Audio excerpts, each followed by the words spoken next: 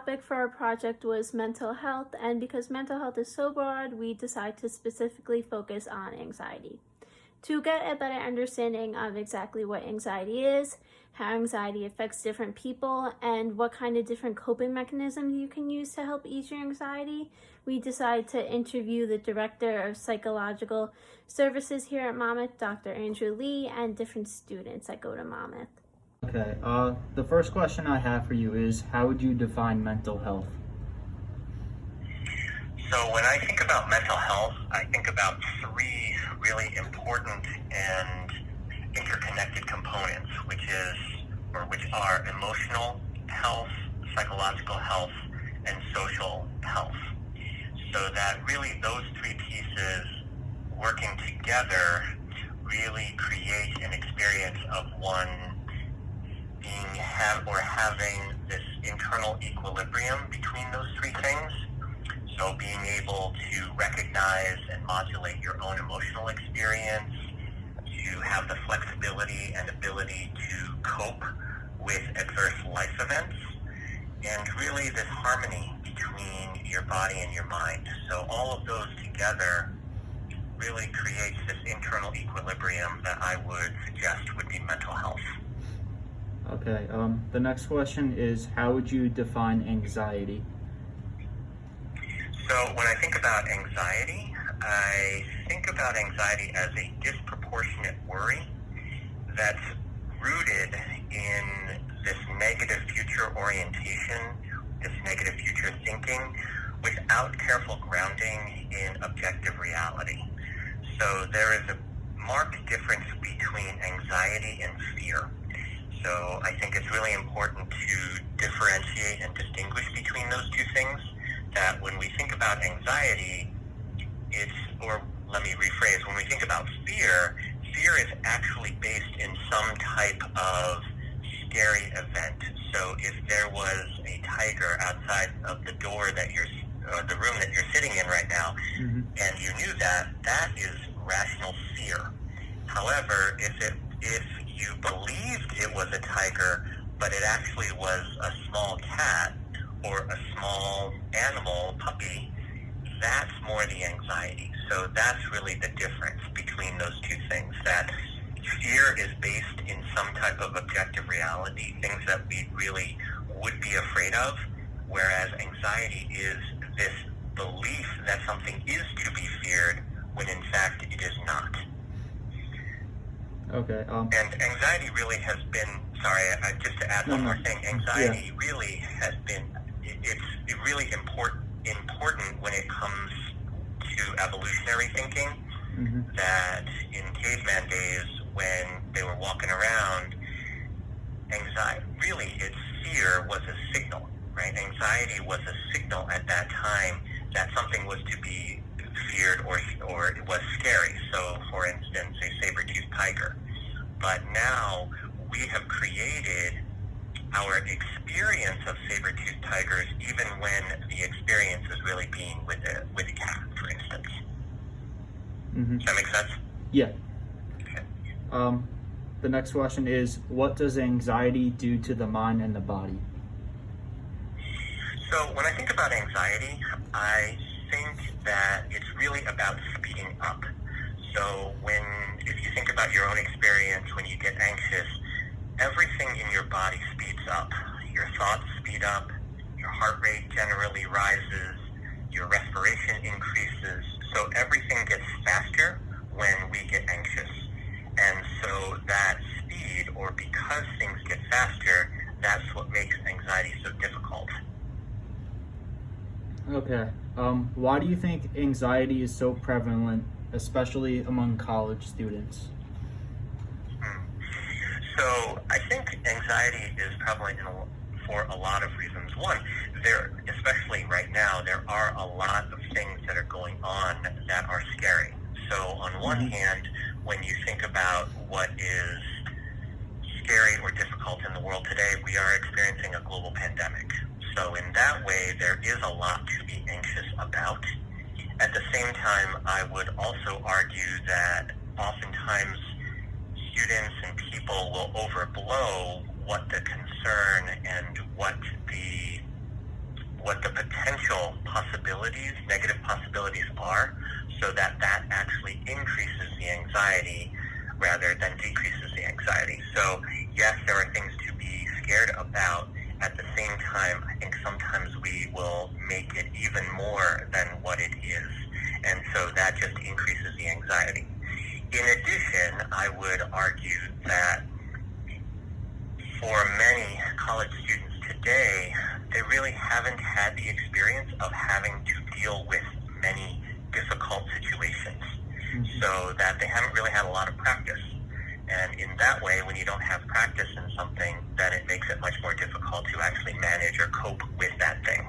So I would argue that that's another reason why anxiety is so much higher in this day and age. And plus, also, there is also the experience of, historically, again, college students today have gone through many difficult experiences, whether that be 9/11, whether that be financial issues, things like that. So that really, it's also the memory of things that have been difficult. And so people will often believe that the same bad things will happen again, even though they may or may not. Okay. What do you think, or what is the difference between like regular anxiety and someone that has a severe case of anxiety? The difference between regular anxiety and a severe anxiety, I think we all get anxious, so it's really about degree, right? So even just thinking about the words, right? So it's the amount and the degree of impact that it has on a person. Now, that's a little bit complicated because it also has to take into account one's ability to manage and modulate the anxiety. So everyone has a differing ability to modulate and deal with the anxiety as well. So what may be anxiety producing to me may not be anxiety producing to you, and vice versa. So it's tough to say, well, my anxiety is at a 5 and that's high, whereas your anxiety is at a 7 and that's even higher, because you might be able to deal with a 7 and I might only be able to deal with a 3. So it's not truly objective, but anxiety, or the experience of anxiety, is much more subjective. So when we think about the impact, though, if we think about the ways that anxiety can impact us, so whether it be panic attacks, whether it be the inability to engage in certain behaviors because of anxiety, that's where I think it reaches or it crosses a threshold where it really impacts our functioning.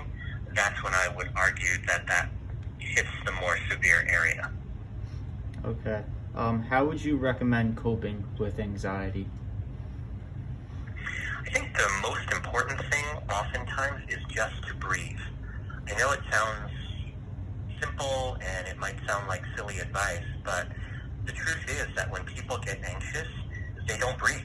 They start to breathe, or they breathe really, really quickly.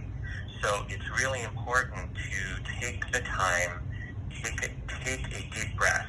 So the old adage to take a few deep breaths really does hold here, that when you get anxious, being able to breathe deeply, breathe from the diaphragm, not from your shoulders, that actually will decrease the physiological reactivity, which then can help you feel less anxious. So it has been shown physiologically it is impossible to be relaxed and anxious in the same exact moment. You can do it very quickly after each other, but you can't be relaxed and anxious at the same time.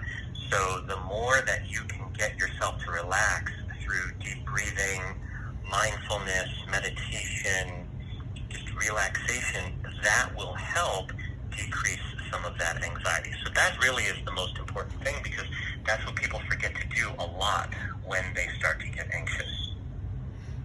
Okay. The last question I have for you is, what resources does Monmouth offer to help students who deal with anxiety? Sure.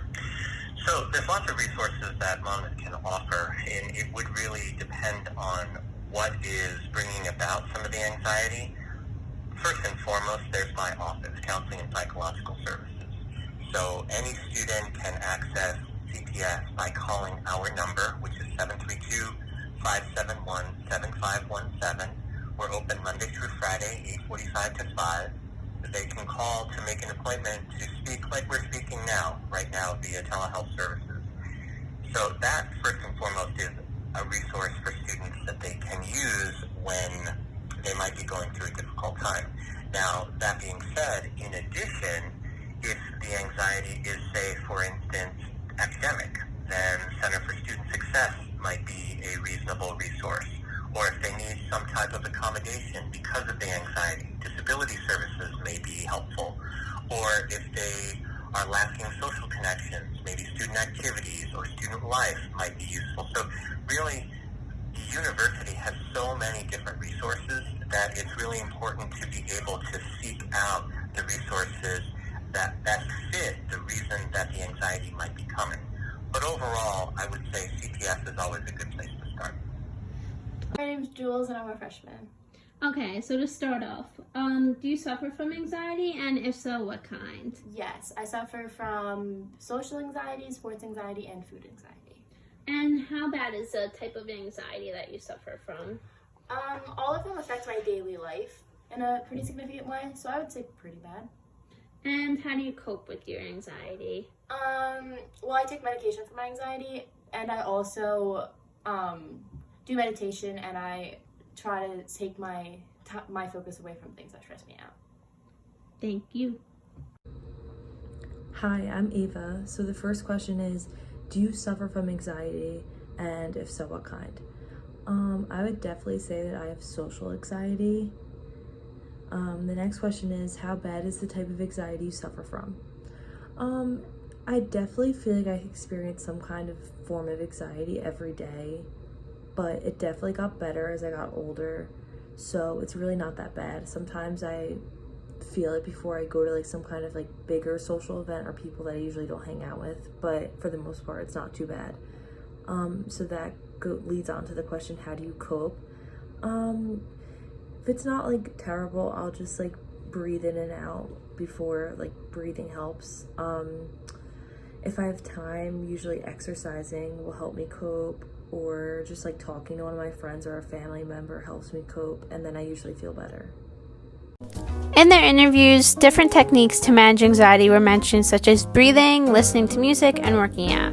But we also want to provide you with different apps that can help you reduce your anxiety. The ADAA recommends Happify. Happify has science-based games and activities that can help you de-stress and overcome negative thoughts. They as well have meditation that you can listen to any time of the day for as long as you need. The ADAA also recommends Calm. Calm as well has meditations and many different kinds that you can listen to depending on how anxious you are, and if you need to go to sleep, and if you're having a hard time, there's meditation that can help you fall asleep. They as well have music that could help you focus at any time of the day if you need to focus on your work or if you just need help falling asleep.